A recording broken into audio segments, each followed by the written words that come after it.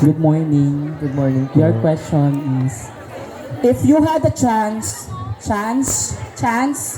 to discuss a social issue with our world leaders, what social issue would it be and why? Again, if you had a chance to discuss a social issue with our world leaders, what social issue would it be and why? Okay, thank you po sa napakaganda niyong katanungan. Ang katanungan na patang sa aking mga balikat ay umiindayog sa ganitong pamamaraan.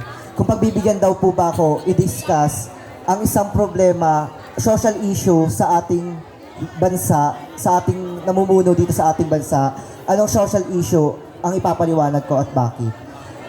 Naniniwala po ako bilang isang namumuno dito sa ating bansa, dapat tayo po ay may isang bakal na kamay upang panghawakan ang bawat taong nasa paligid sa atin. Nang sa gayon, hindi tayo mabaon sa kahirapan.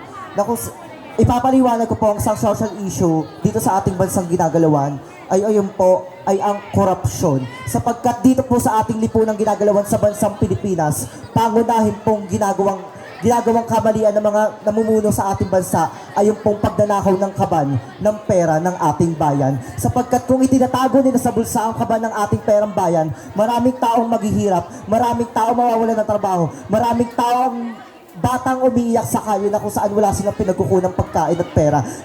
Kung lagi na sa bulsa ng gobyerno o ating namumuno ang ating mga pera ng ating bayan, marahil patuloy na maghihirap ang ating bansang ginagalawan. Ay lamang po at maraming salamat. Thank you so much.